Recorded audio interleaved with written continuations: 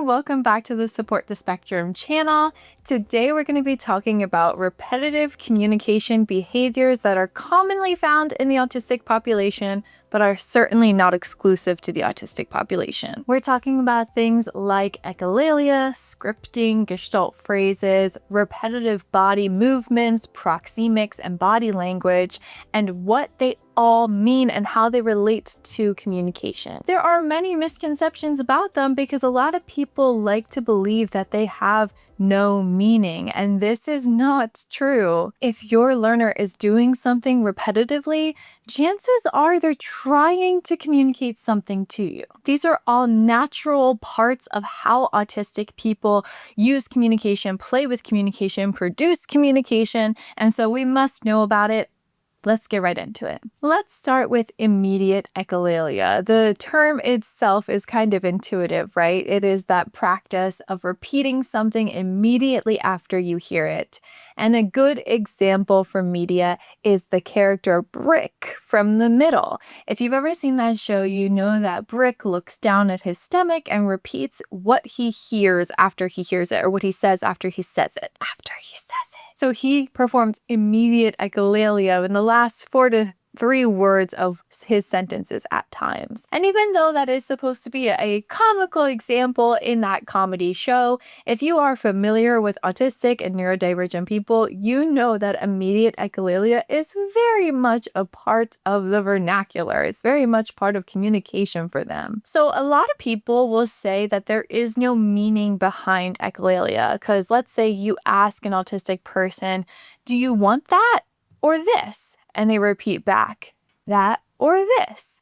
You think, oh, they didn't understand the question. Oh, they don't know how to answer it. Oh, they don't understand that language of this or this. But trust me when I say they most likely do, especially when you're providing them with that visual support. Visual support is so important. But if you're asking them to choose between 2 things visually and they echo something back to you, that does have meaning. And the meaning might be processing. Immediate echolalia is a very common way that autistic people process information. I'll give you another way that a lot of people process information, not exclusive to neurodiversity at all. Let's say you're doing something and someone asks you a question and you say, what? Oh yeah, da da da. So really you said what as if you didn't hear them, but then you answer their question right away.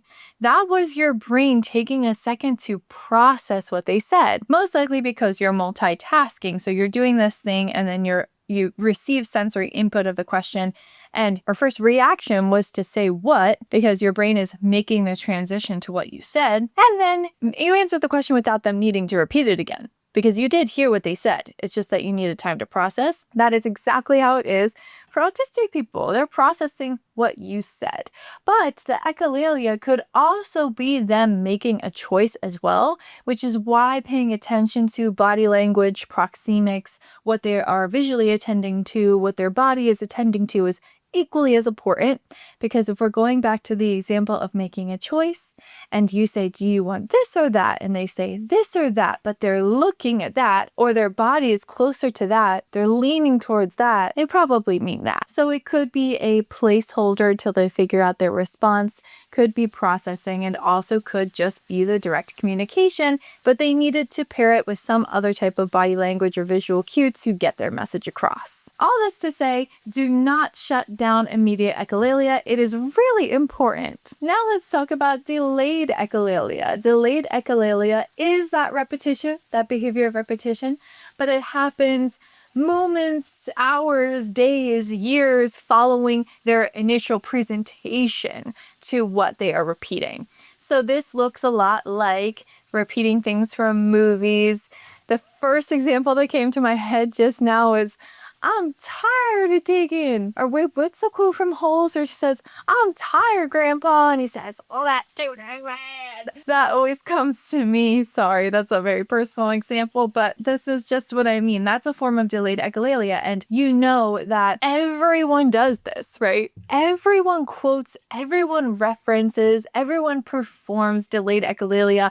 If you have a inside joke with your friend group that keeps getting repeated every time you hang out. That's an example of delayed echolalia. This is something that I see in my comments where people say, like, I perform delayed echolalia. Am I autistic? Am I neurodivergent? Always good to pose that question. If you really are wondering if you're neurodivergent, I have a video all about that. I'll leave it in the description below. But I will say that the biggest difference is that if delayed echolalia is a primary form of your communication, meaning over 50% of your day is delayed echolalia communication, probably leaning towards that neurodivergent autistic side. If it's not, if you regularly are quoting, but you are performing all the other communicative functions as well, I would say that maybe not. Of course, that's not the only diagnostic criteria. Could you imagine you go in to get an autism diagnosis and they just say, well, how often are you quoting dodgeball or something? If you can dodge a wrench, you can dodge a ball. Oh my gosh. So many of my references of movies are so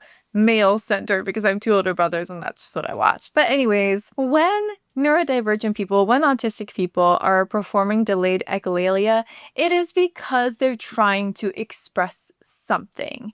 A lot of Gestalt phrases are delayed echolalia, and we will talk about them in a moment. But even if they're not, they might use these quotes, things that they've seen their favorite characters experience, or things that made them feel intense emotion to express how they're feeling. I just saw an example of this on a video. Somebody shared that their son had just played baseball, I believe, and after the game was over, they went back to the car. They brought up their phone and went to a clip from Dora, I believe, on YouTube, where they played baseball. And so that was an example of delayed echolalia. Of course, it did not come from the mouth. That person was non-speaking. But they performed that echolalia, and the quote from it was, "We're playing baseball. We love baseball," something along those lines. But because that individual wasn't able to motorically and communicatively access that verbally speaking, they used their voice in the form of delayed echolalia, in the form of media, to express their inner mind and their inner thoughts. And that is so, so beautiful. Now, that is a very applicable example, right? That clearly ties. They just got finished doing a baseball game and they looked up a baseball clip to echo. Definitely makes a lot of sense, a lot of carryover. It's not always going to appear that way. Sometimes people perform delayed echolalia and you're sitting there like, huh, I wonder why they said that.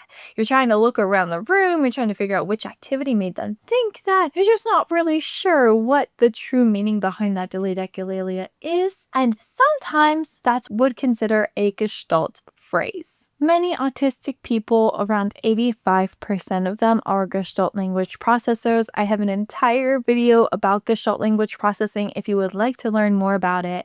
But to summarize what a Gestalt phrase is, it is a chunk of language, big or small, doesn't matter, most likely intonation rich, most likely emotion based, most likely referencing some kind of memory, real life, media memory, whatever the case. And it is used to communicate the inner meaning of the Gestalt language processor. So what I mean by that is not every phrase that is intonation rich, emotion based is a Gestalt phrase. It has to have deeper meaning to the Gestalt language processor. So please check out my Gestalt language processing video. There's so much to express when it comes to that topic. And if you suspect that your learner is a Gestalt language processor, you should absolutely approach language learning in that unique way to help them get through the natural language acquisition stages. But just to wrap it all up with delayed echolalia and Gestalt language processing, I want to tell you that they do have deep meaning. Please don't ignore echolalia. Please don't ignore Gestalt phrases. They are used to soothe and stimulate and regulate. They're used to express deeper communicative function, of course. They're also used to associate a memory from this feeling, this phrase, to real life memory. And of course, it does ease anxiety. It's something that people can stim on as well. So let's get into stimming. So vocal stimming is a common repetitive communication behavior in the autistic community and neurodivergent community. And it is used for many reasons. We talked about soothing anxiety. We talked about regulating. It also just fun. I mean, one of the major reasons that we use language is to play, is to joke around. So you might see someone who repeats certain sounds all the time, maybe plays certain chunks of video all the time, maybe touches certain icons on their device over and over and over again. They are stimming. Stimming is a self-stimulatory behavior. It is a way to play, relax, soothe, regulate, and it is a necessary part of communication and a meaningful part of communication and should never be negated. Please, if you want to be a neurodiversity affirming therapist, do not stop someone from stimming on their preferred language with their preferred toys. Just don't do it. Now, we're moving on to another part of the video. We're talking about the reason why repetitive communication behaviors may happen. We did talk about how it could be soothing, regulating, fun, all that stuff. But another reason why repetitive communication behaviors may happen is because of motor differences, motor planning differences. So a lot of autistic people, a lot of neurodivergent people also have apraxia of speech or dyspraxia. These are motor planning disorders. I have a video all about it if you're interested in learning more. But basically what they mean is until someone builds up certain motor plans, there is a disconnect between brain and body and mouth. And so they might only be repeating the language that they have the motor plan for. Let me say that again. They might not have access to the motor plan to express something else.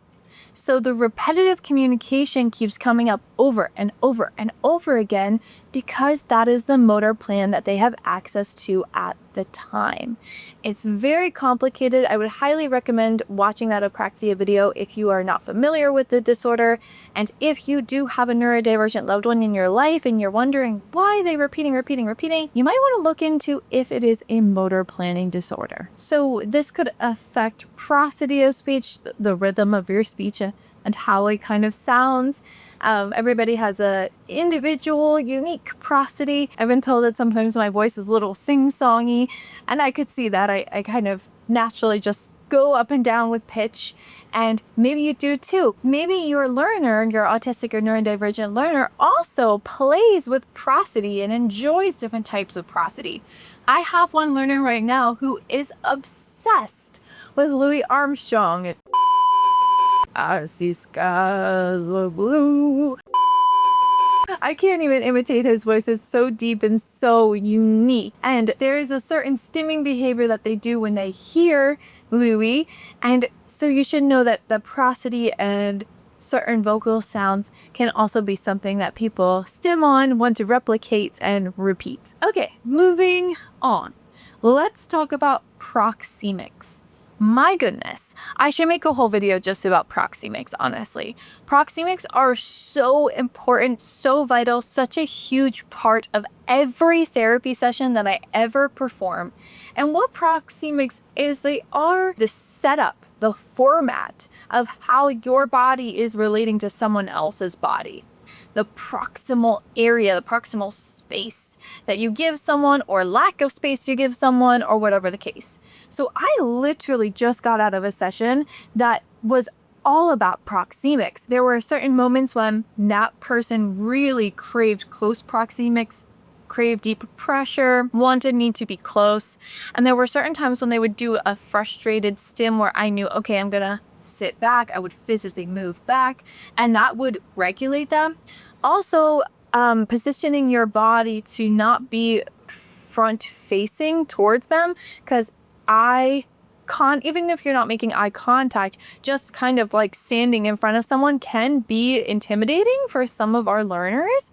So going to this side, making yourself close, but being in a kind of unintimidating stance where, you know, you're kind of vulnerable, right? From the side. So you're showing them, you know, I am not a threat to you. I'm not forcing you to do anything. I'm just here if you need me. There was one moment where my clients just started using a toy for the first time this session. And so I was attempting to share the toy with them, play with them. Actually, it was a spinny thing. So they were spinning it with their feet. And when they would take a break from spinning it, I would start spinning it. And I noticed that after like a few trials of me interacting with the item, they stood up and they walked across the room. Not like furiously or anything. They just kind of stood up and kind of walked at a normal pace to the other side of the room. And to me, I said, okay, either they didn't like me joining in, right? That proxymix told me they didn't like me joining in, or they just were processing the fact that I joined in. So what I did was I walked halfway to them, side to them, not facing them, and I said, I'm gonna keep playing. I'm gonna keep playing. Went over to the toy, started spinning it on my own, and then what they did was walk back over, pull the toy close to them, sit back in the chair, and started doing a frustrated stim. So at this point I knew, oh no, they just don't want me to touch this. This is theirs. So what I did was I backed up my chair completely, backed up far away from them, got far away from the item, used their device to say, no, that's mine. And I just sat there for a while and they continued to do their aggravated stim. And so then after a few minutes, I slowly came up next to them, again, my side to them, slowly joined their table, but pretty far away. And I just sat there and I said, do you want me to help? I can help. And then they eventually put their hand out to me for me to continue that deep pressure. So they were, telling me like, yes, you can help me. We can connect again. But do you see how much proxymix played into that interaction? How vital and important it is to know about those proxymix. So honestly, note to myself, I should make a whole video about proxymix, but just know that that is a repetitive communication behavior. Your learner's proximity to you, to item, to the room that you're in, to certain parts of the room that you're in, have so much meaning behind them. They are not useless information. Just remember, communication is not all about words. It's about our bodies too. Repetitive communication behaviors help regulate the nervous system, help neurodivergent learners process language, help them communicate and express themselves. They are so important and should not be repressed. Please note their worth. Care about their worth. Don't try to redirect them or negate them. A neurodiversity affirming therapist just wouldn't do that. Also, remember to program them into their communication devices because that is the language they want to express. And that is everything, you guys. Thank you so much for watching. If you learned something today, please like, comment, share, and subscribe to the channel. Your support means everything to us at Support the Spectrum. We are trying to bridge the gap between the neurotypical and neurodivergent world through authentic and neurodiversity affirming communication. So if you want to support that mission, please give us some interaction. And thank you guys so much for everything you've already done. I will see you in the next video. Love you.